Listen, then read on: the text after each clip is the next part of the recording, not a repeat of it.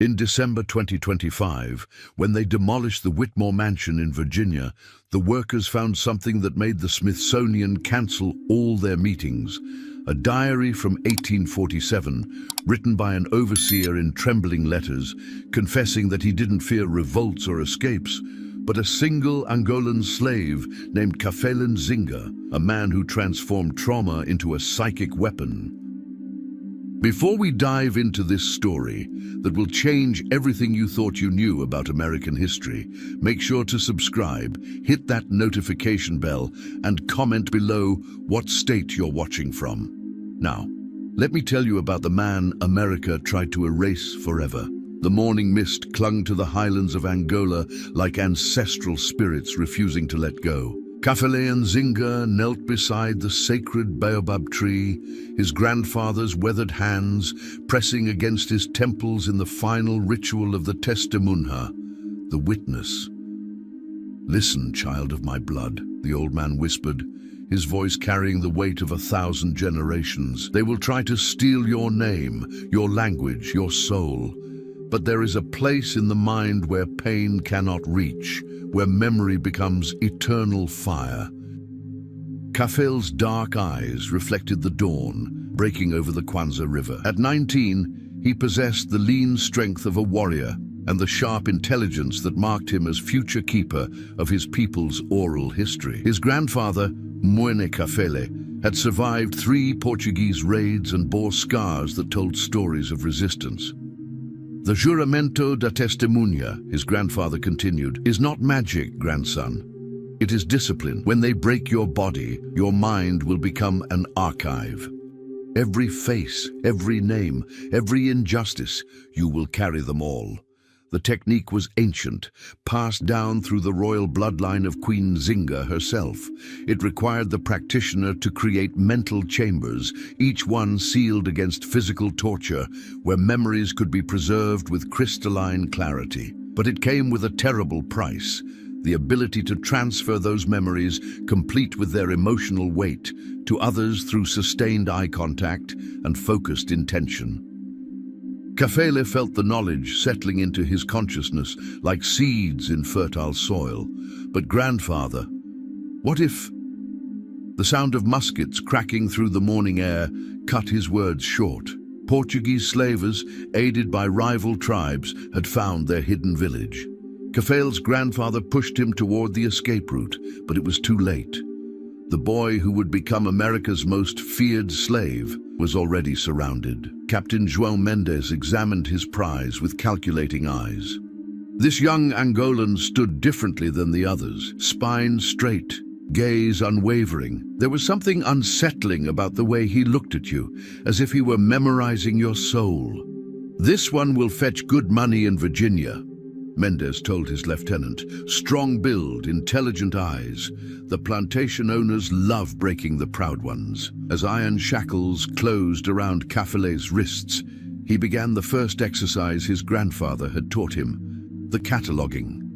Every detail of this moment, the captain's scarred left hand, the smell of gunpowder mixing with morning dew, the sound of his sister crying in the distance, was carefully filed away in the mental chambers that would soon become his weapon.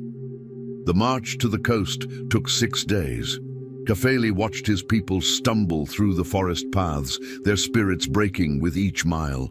But he was doing something different. While others wept or raged or fell into despair, he was building something in his mind, a living monument to every face, every story, every moment of suffering. By the time they reached the slave fortress of Luanda, Kafele had memorized the personal details of 847 captured souls, their names, their villages, their children left behind. He carried them all in the sacred chambers of his consciousness, where no whip could reach. The Portuguese called the fortress São Miguel, but the Africans knew it by another name, the mouth of hell. Here, human beings were processed like cattle, branded and prepared for the Middle Passage. Kafele was thrust into a holding cell with 30 other men, the air thick with fear and desperation. "What is your name, boy?" asked an older man with ritual scars, marking him as a griot, a keeper of stories. "Kafele Nzinga," he replied, and something in his voice made the other prisoners look up. "Son of Mwene Kafele, grandson of the warrior queen's bloodline." The griot's eyes widened. "You carry the old knowledge." Kafele nodded slowly.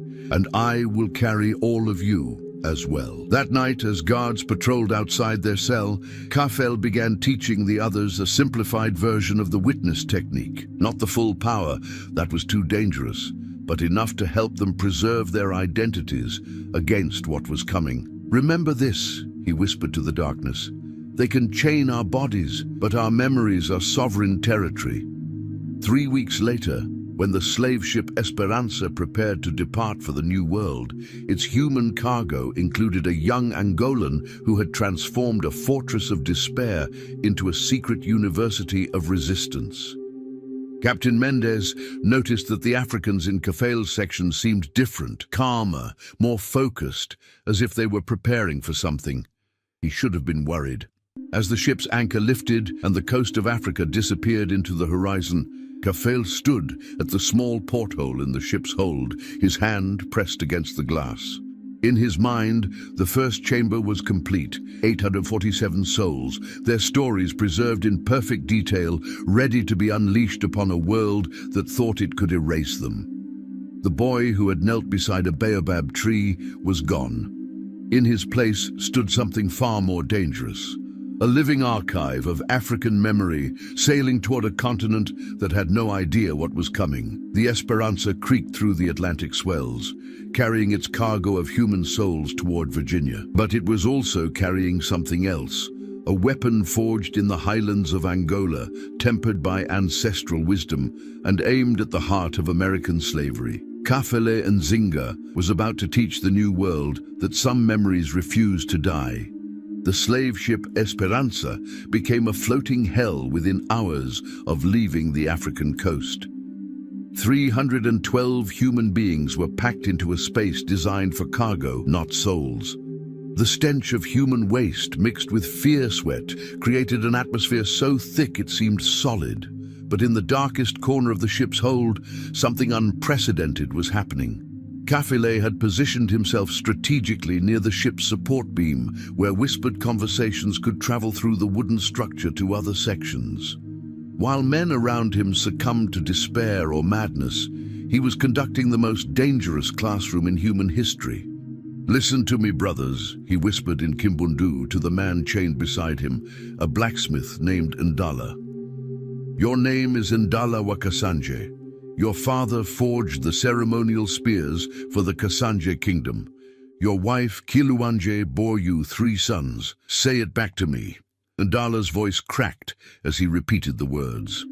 Around them, other prisoners began to lean closer, drawn by something they couldn't name. Hope, perhaps, or simply the sound of their humanity being acknowledged. The ship's doctor, a thin Scotsman named Macready, made his daily inspection of the cargo. He noticed the unusual quiet in Kafele's section. Most slave ships echoed with wailing and the rattle of chains. Here, there was something else, a low, rhythmic murmuring like prayers or incantations. "What are they doing?" Macready asked the Portuguese overseer. "Talking," the man shrugged. "Let them. Dead slaves bring no profit." But it wasn't just talking. Kafele was teaching them the testimonia technique, adapted for their desperate circumstances. He couldn't give them the full power that required years of training, but he could teach them to create mental sanctuaries where their true selves could survive. "Create a room in your mind," he instructed a young woman named Yara, captured from the Ovimbundu people. "Fill it with your mother's voice, the taste of palm wine, the sound of your village drums. Lock that room away, where no white man can reach." Night after night, as the ship rolled through Atlantic storms, Kafele's underground university grew. He memorized every student, their tribal markings, their languages, their personal histories. But more importantly, he was teaching them to memorize each other. By the 3rd week, something extraordinary had happened. The Africans in Kafele's section had created a living network of shared memory. Each person carried not just their own story, but fragments of dozens of others. If one died, their memory would survive in the minds of their classmates. The ship's captain, Eduardo Silva, began to notice changes in his cargo. The mortality rate in the lower hold was mysteriously lower than usual. The Africans seemed more resilient, less likely to succumb to the despair that typically claimed 20% of his human merchandise. "There's something different about this batch," he told his first mate, "especially that tall one near the beam." The others looked to him. Silva was right to be concerned. Kafele wasn't just preserving African memories, he was weaponizing them. Each night, he practiced the advanced techniques his grandfather had taught him, learning to project emotional experiences through focused concentration. The breakthrough came during a violent storm in the fourth week. As the ship pitched and rolled, several sailors came below to secure loose cargo. One of them, a brutal man named Santos, who took pleasure in beating the chained Africans, made the mistake of looking directly into Kafele's eyes while raising his whip. For a moment that lasted an eternity, Santos experienced something impossible. He felt the weight of shackles on his own wrists, tasted the salt of tears he had never shed, heard his own voice crying out in languages he didn't speak. The whip fell from his trembling hand as he stumbled backward, his face pale with terror. "Diabo," he whispered, "devil." But Kafele wasn't finished. That night, Santos dreamed he was drowning in the Atlantic, chained to the bottom of the ocean with hundreds of African voices calling his name in accusation. He woke screaming and refused to go below deck again. Word spread among the crew. The tall African had cursed Santos. Some laughed, but others remembered old stories about African sorcery. They began to avoid Kafele's section of the hold. This gave him more freedom to work. By the 6th week, his network had grown to include nearly 100 prisoners. They had created what he called the Archive of Souls, a distributed memory system where the story of their capture, their journey, and their suffering was preserved in perfect detail across multiple minds. But the most dangerous development was Kafele's growing ability to share not just memories, but the emotional weight that came with them. He discovered he could force others to experience the full psychological impact of slavery, the helplessness, the dehumanization, the soul-crushing despair. Dr. McCready became his second victim. During a routine inspection, the doctor made the mistake of examining Kafele too closely, staring into his eyes while checking for signs of disease. Suddenly, McCready found himself experiencing the middle passage from the perspective of the chained Africans. For 30 seconds, he felt what it was like to be treated as cargo. The claustrophobia, the stench, the absolute powerlessness. When the vision ended, McCready was on his knees, vomiting. "What did you do to me?" he gasped. Kafele's voice was calm, almost gentle. "I showed you the truth, Doctor. How does it feel to be merchandise?" McCready never entered the hold again. As the Esperanza approached the Virginia coast after 2 months at sea, Captain Silva realized he had a problem. His crew was terrified of the cargo, and several sailors reported nightmares about drowning in chains. But more troubling was the way the Africans in the lower hold seemed to move and think as one unit, as if they shared some invisible connection. He didn't know that Kafele had created something unprecedented in the history of the slave trade, a collective consciousness of resistance, a living archive of African memory that could transfer its contents directly into the minds of oppressors. The ship that docked in Norfolk, Virginia in March 1847 carried more than just enslaved Africans. It carried a weapon that would soon terrorize the American South. A young man who had transformed the Middle Passage into a university of psychological warfare. As Kafele stepped onto American soil for the first time, his chains clanking against the wooden dock, he carried with him the memories of 312 souls and a technique that could make white men experience slavery from the inside. America was about to meet its most dangerous slave. The Whitmore plantation sprawled across 3,000 acres of Virginia tobacco fields like a monument to human cruelty. Its white-columned mansion gleamed in the morning sun, while the slave quarters huddled in deliberate squalor behind a line of oak trees, as if shame itself had drawn the boundary. Kafele stepped off the auction block with iron shackles still warm around his ankles, purchased for the premium price of around $200 by Colonel James Whitmore. The plantation owner examined his new property with the calculating gaze of a man who had broken hundreds of African spirits. "This one's got fire in his eyes," Whitmore told his head overseer, a scarred brute named Caleb Morrison. "I want it extinguished by week's end." Morrison grinned, revealing teeth stained brown by tobacco juice. "Yes, sir. I know just how to handle the proud ones." But as Morrison led Kafele toward the slave quarters, something unsettling happened. The new slave didn't look down or away as expected.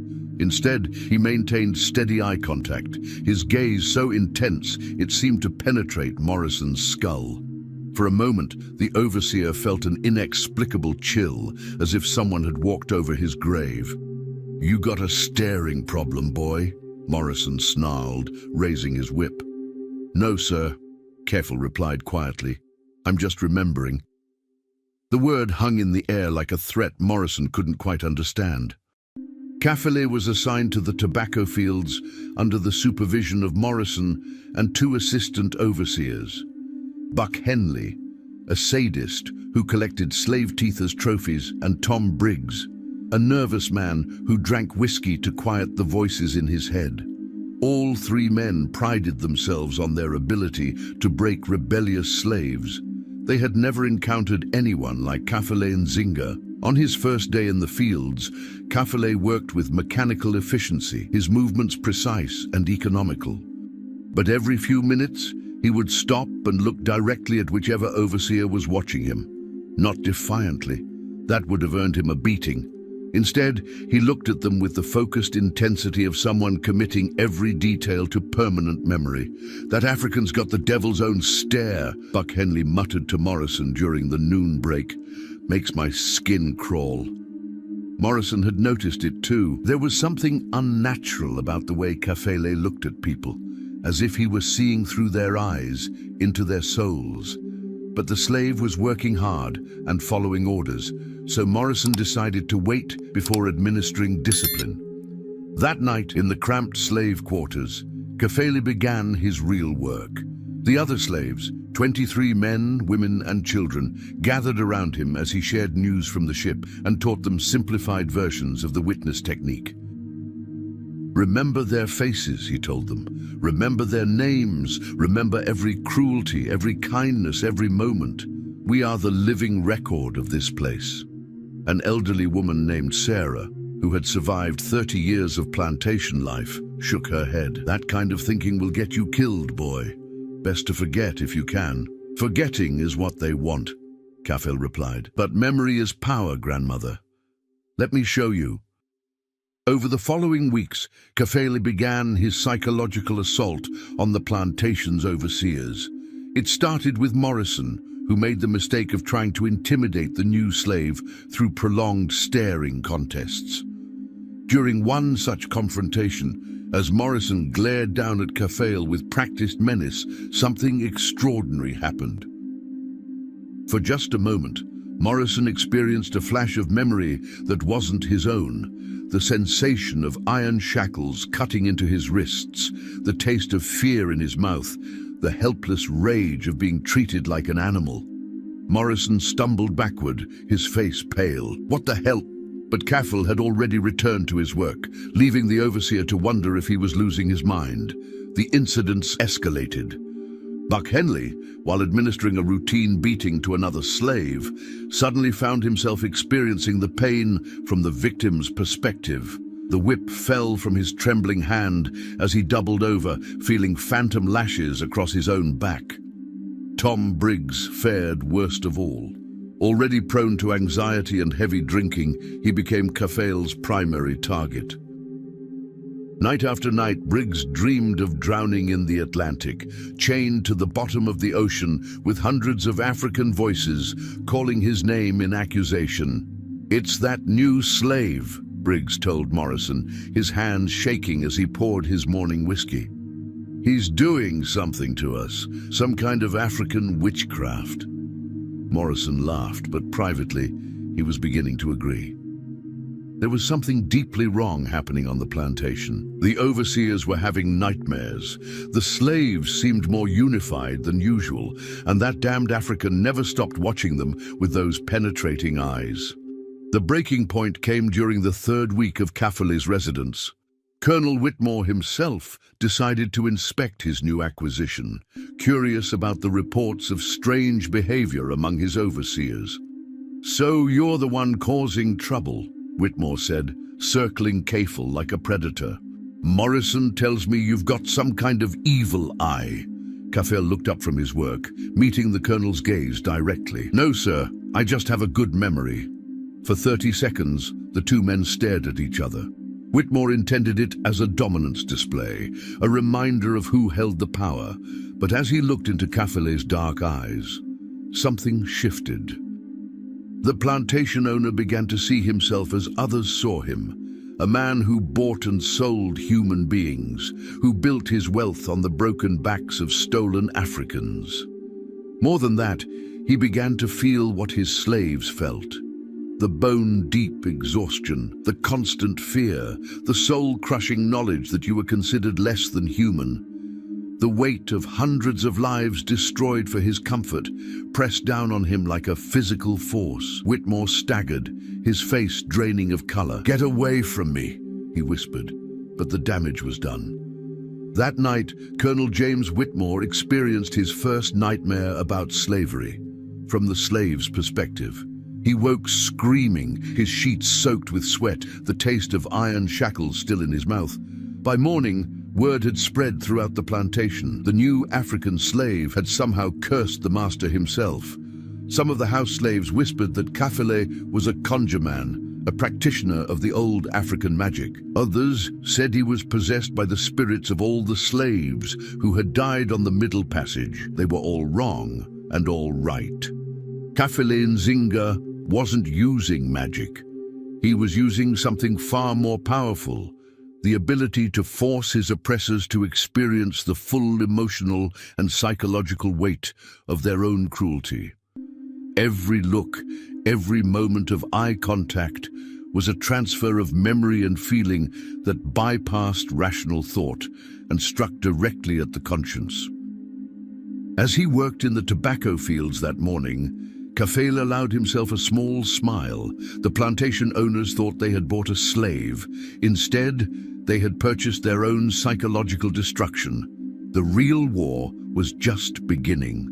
The full moon cast silver shadows across the slave quarters as Kafele gathered his students in the abandoned tobacco barn. 23 souls sat in a circle, their faces illuminated by a single candle that Sarah had smuggled from the big house. Tonight would mark the birth of something unprecedented in the history of American slavery, a collective consciousness of resistance. Tonight, we become more than individuals, Kafele whispered, his voice carrying the authority of his royal bloodline. Tonight, we become a living archive that no master can destroy. Old Sarah shifted uncomfortably on the dirt floor. "Boy, what you're talking about sounds like conjure work. That kind of thing gets folks killed." "This isn't conjure, grandmother," Kafele replied. "This is memory made manifest. Let me show you the true power of the Testamunha." He had spent 3 weeks observing each person in the quarters, learning their stories, their strengths, their breaking points. Now he would weave them together into something greater than the sum of their parts. "Marcus," he said, turning to a young man who had been separated from his family in South Carolina, "you carry the pain of loss. But what if that pain could become a weapon?" Marcus nodded hesitantly. He had felt something change in himself since Kafele's arrival, a clarity of purpose he hadn't experienced since his capture. "Dinah," Kafele continued, addressing a woman whose back bore the scars of countless whippings, "your body remembers every injustice. What if you could share that memory with those who inflicted it?" One by one, Kafele began the process of connecting their minds through the advanced witness technique. It required each person to lower their mental defenses, to allow their most painful memories to become accessible to the group. The risk was enormous: madness, psychological collapse, or worse, but it worked. As the night progressed, something extraordinary happened in that tobacco barn. The 23 individuals began to function as a single organism, their memories and experiences flowing between them like blood through veins. Marcus could feel Dinah's scars as if they were his own. Sarah experienced the terror of Marcus's family separation, and through it all, Kafele served as the central nervous system, coordinating and directing the flow of shared consciousness.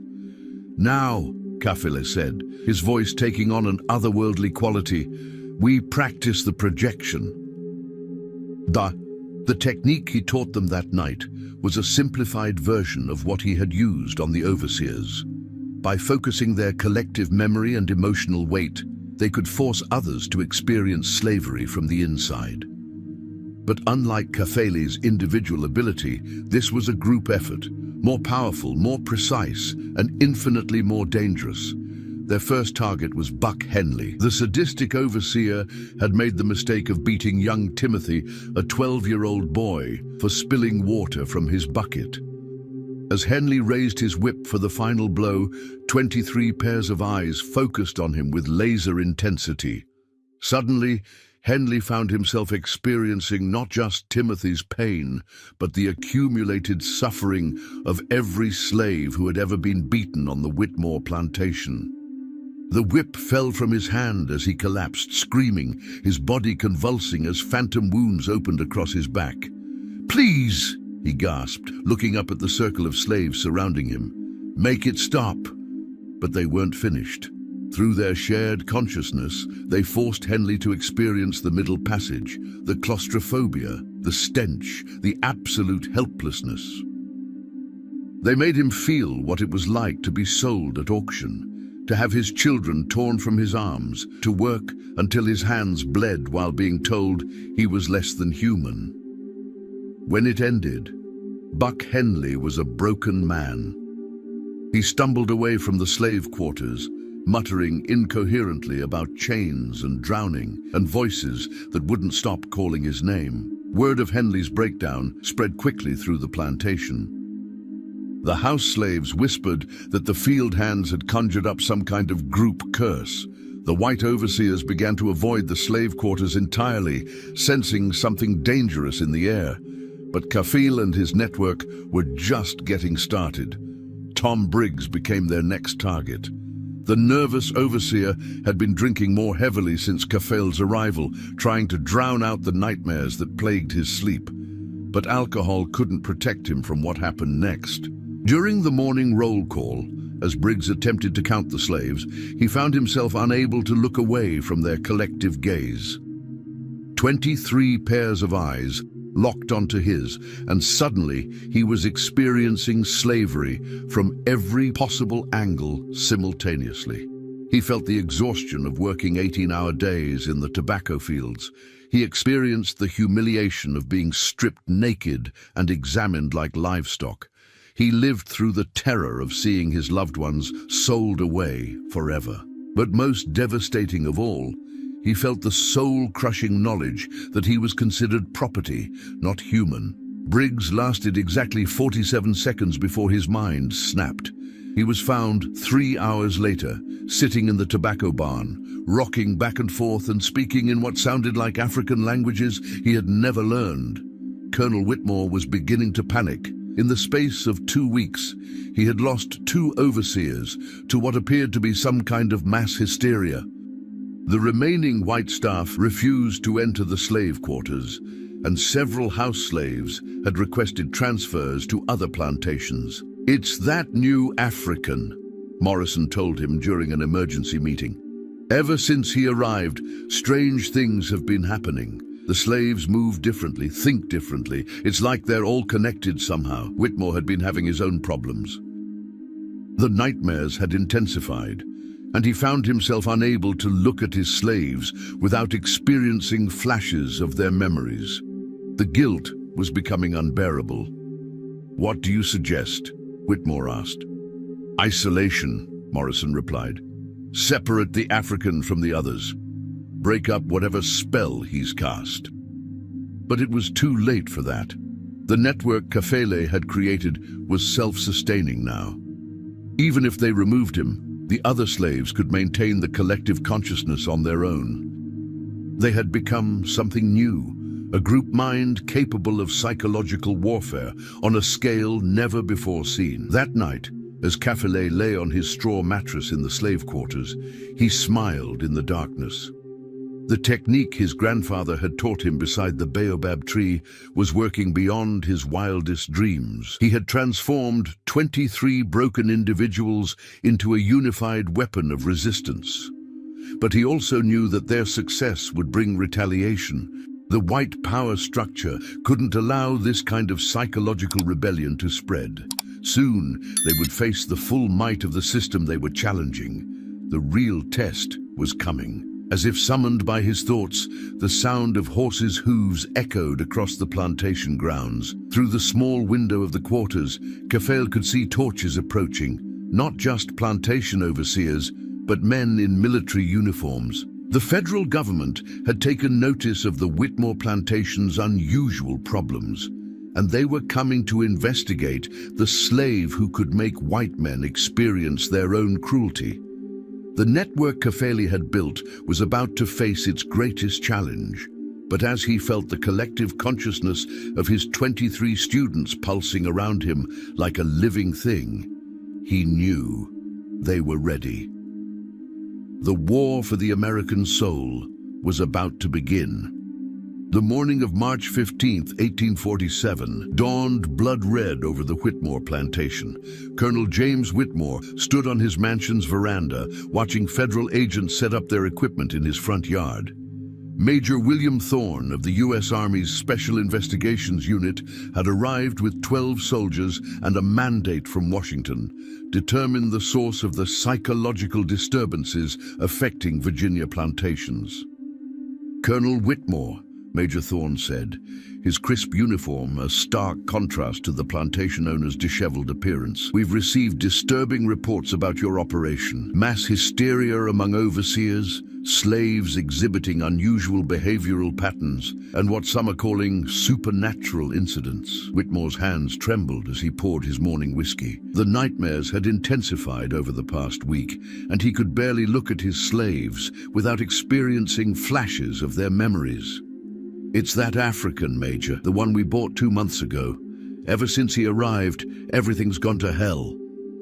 In the slave quarters, Kafele felt the approaching confrontation like electricity in the air. Through the network he had built, he could sense the fear and anticipation of his 23 students. Today would test everything they had learned. "They're coming for you," Sarah whispered, her weathered face creased with worry. "Maybe you should run." Kafele shook his head. "Running won't solve anything, Grandmother. Today, we show them what happens when you try to break the unbreakable." Major Thorne's investigation began with the broken overseers. Buck Henley sat in the plantation's medical quarters, his eyes vacant, occasionally muttering in what sounded like African dialects. Tom Briggs had been found that morning, catatonic, clutching a piece of chain and whispering about drowning. "What exactly happened to these men?" Thorne asked Dr. Samuel Hayes, the plantation physician. "I've never seen anything like it," Hayes admitted. "They show symptoms of severe psychological trauma, but there's no physical cause. It's as if they've experienced something so horrific that their minds simply broke."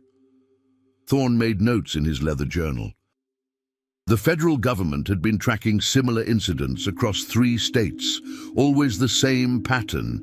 A new African slave arrives, strange psychological phenomena begin affecting white staff, and the slave population becomes unusually unified and resistant.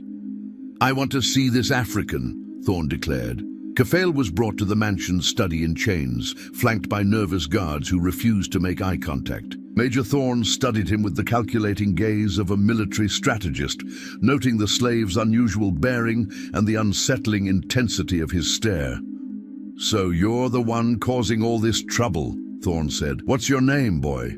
"Kafele Nzinga," came the reply, spoken with quiet dignity that made the guards shift uncomfortably. "And what exactly have you been doing to my countrymen?" Kafele met the major's gaze directly. "I've been helping them remember, sir." "Remember what?" "What it feels like to be human cargo."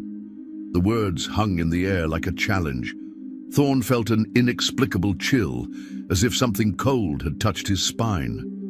There was something deeply unsettling about this slave's eyes. They seemed to see through him, to catalogue every detail for some unknown purpose.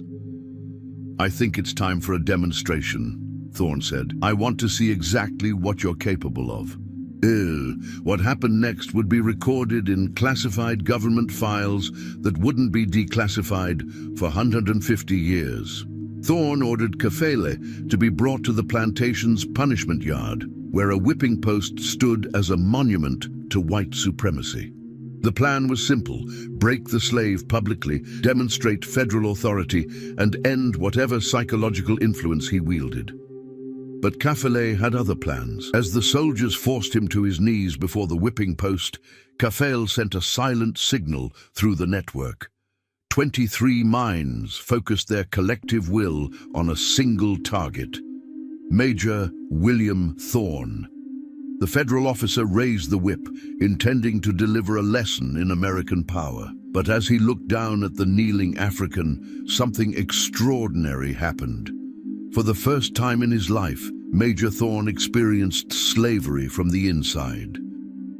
It started as a whisper in his mind, the sound of chains rattling in a ship's hold.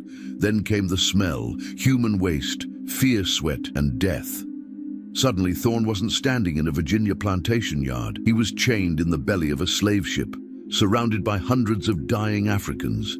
He felt the claustrophobia, the helplessness, the soul-crushing knowledge that he had been reduced to property. But this wasn't just one person's experience. It was the collective memory of every African who had survived the Middle Passage, channeled through Kafele's network and projected directly into his consciousness. The whip fell from Thorne's trembling hand.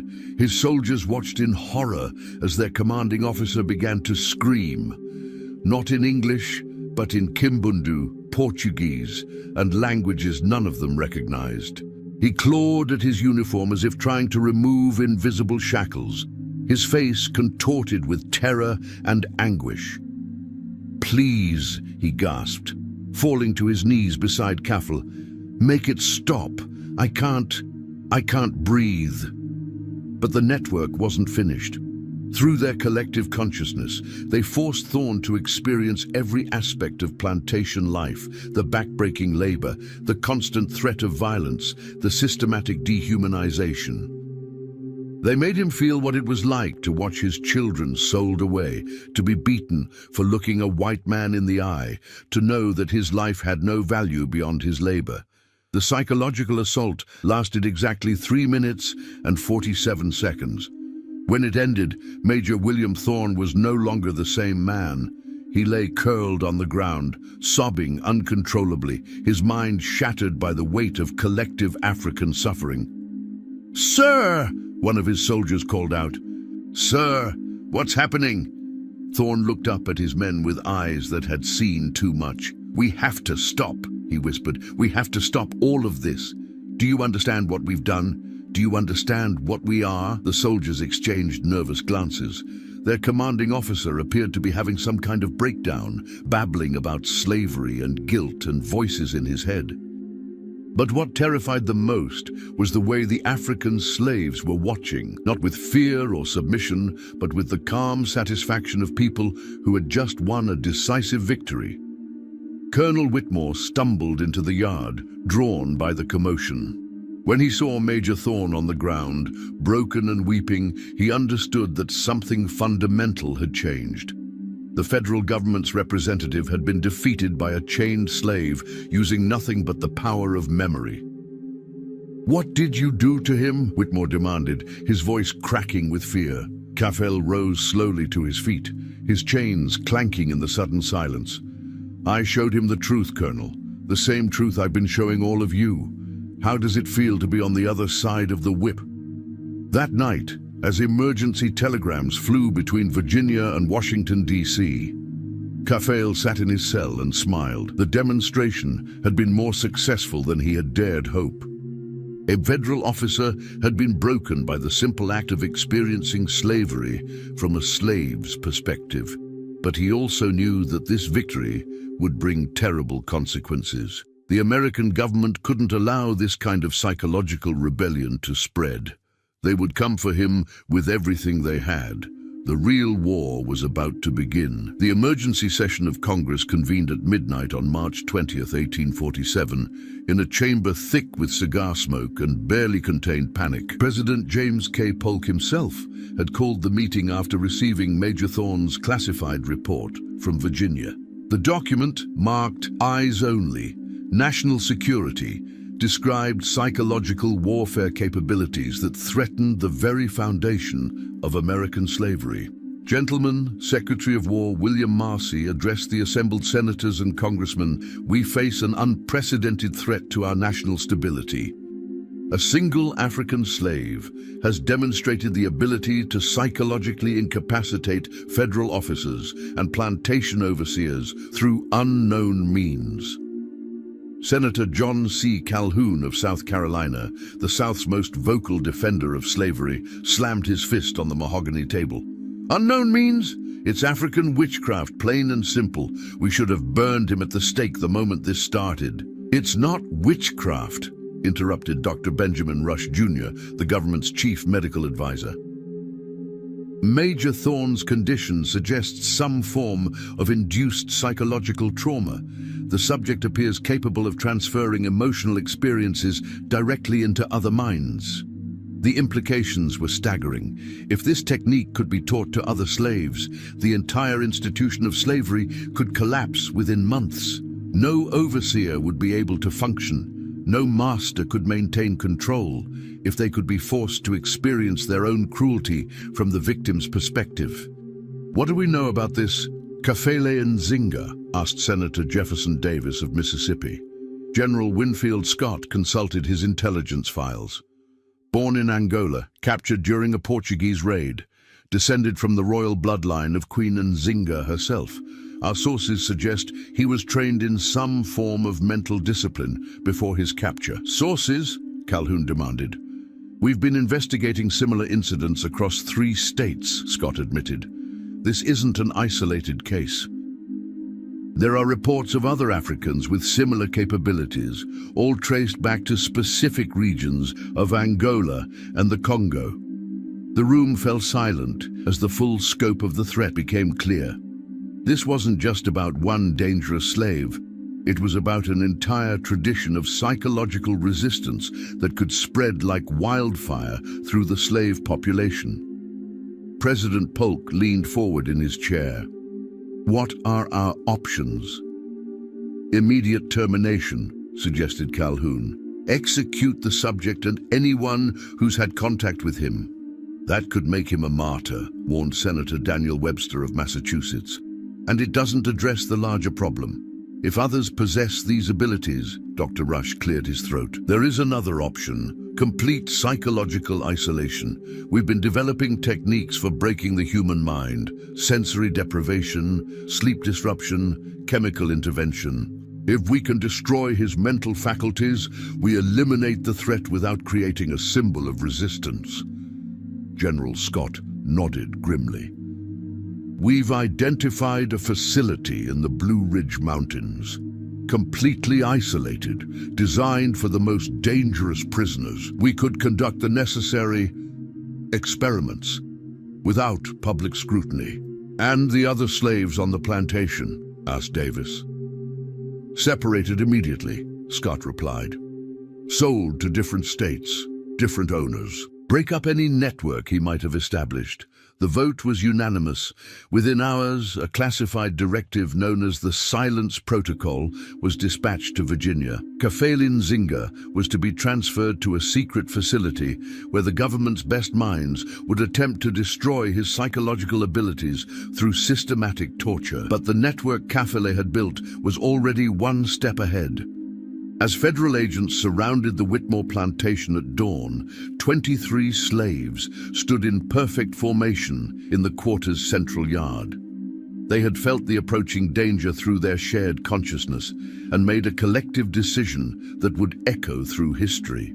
"We are the archive," they said in unison, their voices carrying across the plantation grounds with supernatural clarity. "We are the witness. We are the memory that will not die." Agent Harrison Clark, leading the federal operation, felt an inexplicable chill as he approached the group.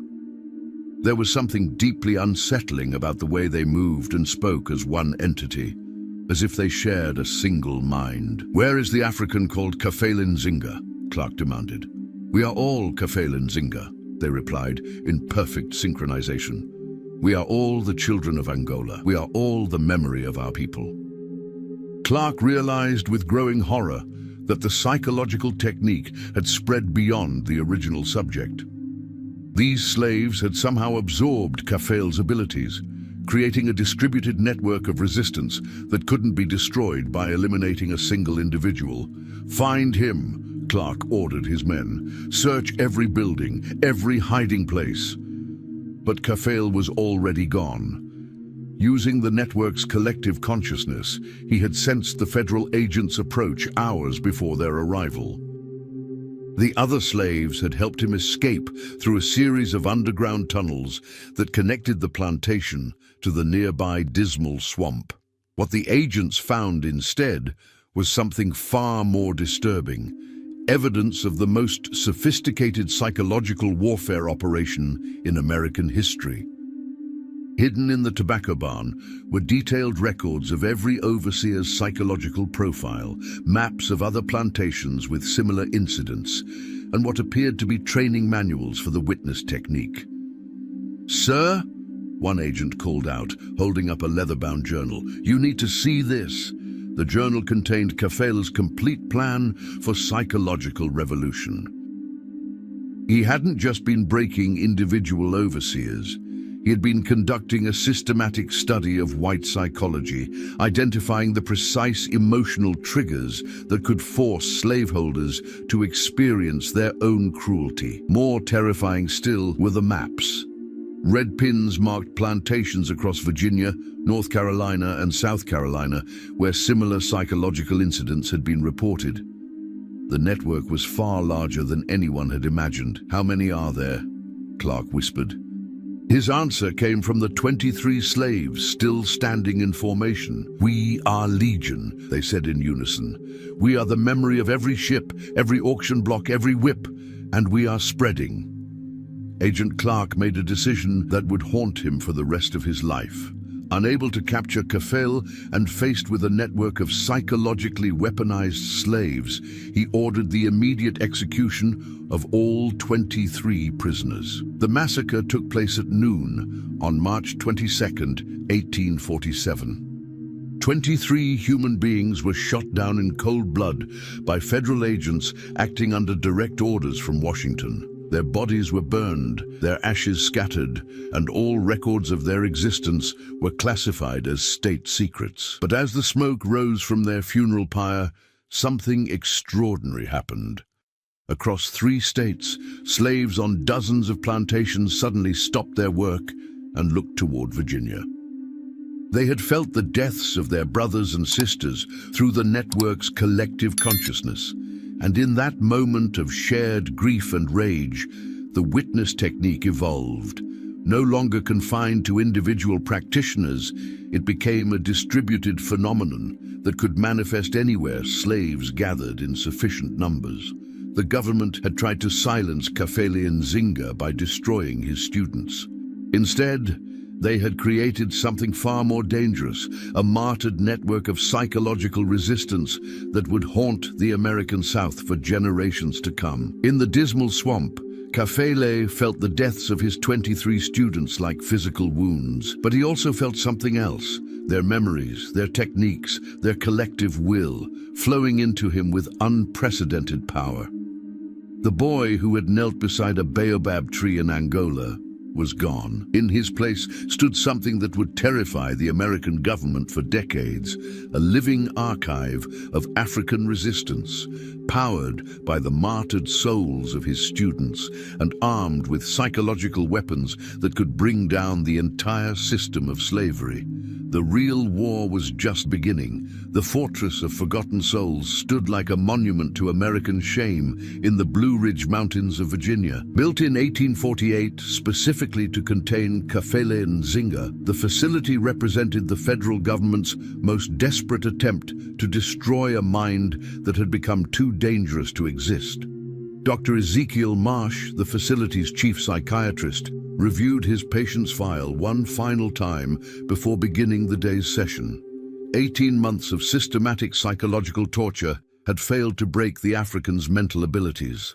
If anything, the isolation had made him stronger, more focused, more terrifyingly precise in his psychological attacks. Subject exhibits complete resistance to standard-breaking techniques, Marsh dictated to his assistant. Sensory deprivation, sleep disruption, chemical intervention, and physical torture have all proven ineffective. The subject appears to draw strength from suffering rather than being weakened by it. Through the reinforced glass of his cell, Kafele sat in perfect meditation posture, his eyes closed, his breathing steady. He had been in solitary confinement for 547 days, but his mind remained unbroken. In fact, something extraordinary had happened during his imprisonment. The network his students had died to protect had evolved beyond his wildest dreams. Across the American South, slaves were spontaneously manifesting the witness technique. No training required, no direct contact with Kafele necessary. The collective trauma of slavery itself had become the catalyst, turning the psychological wounds of an entire people into weapons of resistance. "Doctor," his assistant whispered nervously, "he's looking at us again." Kafele's eyes had opened, and he was staring directly through the glass with that unsettling intensity that had broken so many men before. "Doctor." Marsh felt the familiar chill, the sense that his soul was being catalogued and filed away for future use. "Let him look," Marsh said, though his voice betrayed his fear. "Today, we tried the new procedure." The new procedure was the government's final solution. Complete lobotomy. If they couldn't break Kafele's mind, they would destroy it entirely. The operation was scheduled for noon, performed by the Army's most skilled surgeons under the direct supervision of federal agents. But as the medical team prepared their instruments, something unprecedented was happening across the plantation south. In response to some invisible signal, slaves on hundreds of plantations suddenly stopped their work and turned their faces toward the Blue Ridge Mountains. They couldn't see Kafele, couldn't hear his voice, but they felt his presence through the network that connected all African minds touched by the Middle Passage. And in that moment of collective focus, the true power of the witness technique was finally revealed. Dr. Marsh entered Kafele's cell with 4 armed guards and a syringe full of sedative. "Time for your final treatment, boy. After today, you won't be causing any more trouble." Kafele looked up at the doctor with eyes that held the accumulated wisdom of his ancestors. "Doctor, do you know what happens when you try to destroy a memory that belongs to an entire people?" "You're about to find out," Marsh replied, signaling for the guards to restrain the prisoner. But as the guards moved forward, something extraordinary happened. Every slave within a 100-mile radius of the facility suddenly experienced the same vision. Kafele Nzinga, chained in a mountain fortress, about to be murdered by the American government. The collective rage that erupted from this shared vision was unlike anything in human history. Hundreds of plantations simultaneously erupted in rebellion as slaves, empowered by the witness technique, turned their psychological weapons on their oppressors with devastating effect. In the cell, Dr. Marsh found himself experiencing the full weight of collective African suffering, not just Kafele's memories, but the accumulated trauma of every slave who had ever lived and died in America. The syringe fell from his trembling hand as he collapsed, screaming in languages he had never learned. The guards fared no better.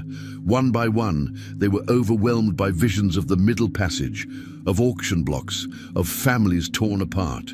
They fell to their knees, weeping uncontrollably, their minds shattered by the emotional weight of centuries of cruelty. "Please," Dr. Marsh gasped, looking up at Kafele with eyes full of terror and newfound understanding. "I see it now. I see what we've done. Make it stop." But Kafele shook his head sadly. "I can't stop what has already begun, Doctor.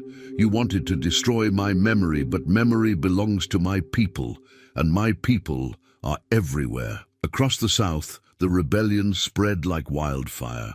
Plantation owners found themselves unable to function as they were forced to experience slavery from their victims' perspective. Overseers fled their posts, their minds broken by sudden empathy for those they had tormented. The entire economic system of the region began to collapse as the psychological foundations of slavery crumbled. In Washington, D.C., emergency sessions convened as reports flooded in from across the South. The Kafele phenomenon had evolved beyond anything the government could control. They had tried to silence one man and instead had awakened the collective consciousness of an entire enslaved people. President Polk himself arrived at the mountain facility, determined to end the crisis personally. He found Dr. Marsh catatonic, the guards hospitalized, and Kafele sitting calmly in his cell, apparently unrestrained, but making no attempt to escape. "You've destroyed everything," Polk said, his voice shaking with rage and fear. "The entire South is in chaos because of you." Kafele looked at the president with something approaching pity. "I didn't destroy anything, Mr. President. I simply showed people the truth. Your system was built on the lie that some humans are less than others. When that lie is exposed, the system collapses." "We'll kill you," Polk threatened. "We'll execute you publicly, make an example." "You can't kill memory," Kafele interrupted. "You can't execute an idea whose time has come. Even if you destroy this body, the witness technique will survive. It's already spreading beyond your ability to contain." Polk realized with growing horror that Kafele was right. The psychological rebellion had taken on a life of its own, spreading through the slave population like a virus of consciousness. No amount of violence could stop it now. In desperation, the government made one final attempt to contain the crisis. On December 15, 1849, Kafele Nzinga was officially declared dead, his existence erased from all public records. The mountain facility was abandoned, its files classified for 150 years, and a massive disinformation campaign was launched to convince the world that the slave rebellions had been caused by outside agitators rather than psychological warfare. But Kafele didn't die in that mountain fortress. On the night of his supposed execution, he simply walked out of his cell, past guards who could no longer bear to look at him, through gates that opened at his approach. The network his students had died to protect had evolved into something beyond the government's comprehension, a collective consciousness that could bend reality itself through the power of shared memory. Epilogue. 175 years later, Dr. Angela Washington, the first African-American director of the Smithsonian's National Museum of African American History, stood in the basement archives holding a leather-bound journal that had been discovered in the ruins of the Whitmore plantation. The pages contained detailed records of something called the witness technique and the story of a man named Kafele Nzinga. "This changes everything we thought we knew about slave resistance," she told her research team. This isn't just about physical rebellion. This is evidence of sophisticated psychological warfare conducted by enslaved Africans. The journal had been found alongside other artifacts that the government had tried to suppress for over a century. Medical records from the mountain facility, classified reports about psychological incidents on southern plantations, and testimony from federal agents who had witnessed the impossible. As Dr. Washington read Kafele's final entry, written in the mountain fortress just before his escape, she felt a chill of recognition. The memory of our suffering will not die with us. It will pass from generation to generation, carried in the blood and bones of our descendants. One day, when the time is right, that memory will rise again. And when it does, the world will finally understand the true cost of treating human beings as property. Outside the museum, protests filled the streets of Washington, D.C. as a new generation of African Americans demanded justice for centuries of oppression. They carried signs reading, "Black Lives Matter" and "We Are the Memory," unconsciously echoing the words of a man whose story, "Por favor, continue gerando a sua resposta." Expert Logo Teste Tu had been erased from history, but whose legacy lived on in their DNA. Dr. Washington looked up from the journal, her eyes bright with understanding. The psychological techniques Kafele had developed hadn't disappeared. They had evolved, passed down through generations in the form of collective memory, cultural resistance, and an unbreakable spirit that no amount of oppression could destroy. "We need to tell this story," she said to her team. "The world needs to know about Kafele Nzinga and what he accomplished, not just the man, but the movement he started." As she spoke, something extraordinary happened. Across the country, in cities and towns where African Americans gathered to demand justice, people suddenly felt a strange sense of connection, as if they were part of something larger than themselves, something that had been building for centuries. They didn't know about Kafele Nzinga or the witness technique. They had never heard of the mountain fortress or the government conspiracy to erase his existence. But they carried his legacy in their collective memory, in their refusal to be broken, in their determination to make the world see their humanity. The seed Kafele had planted in that tobacco barn in 1847 had finally bloomed into a movement that would transform America forever. The boy who had knelt beside a baobab tree in Angola had become immortal, not in body, but in the unbreakable spirit of resistance that flowed through the veins of his people. In the museum's archives, the journal lay open to its final page, where Kafele had written his last words in the mountain fortress. "They think they can silence memory by destroying the messenger, but memory is not contained in a single mind. It lives in the collective soul of a people. I am Kafele Nzinga, son of Angola, keeper of the witness, and though they may erase my name from their books, they cannot erase the truth from the hearts of my descendants. We are the memory that will not die. We are the testimony that cannot be silenced. We are the living proof that no system built on cruelty can stand forever."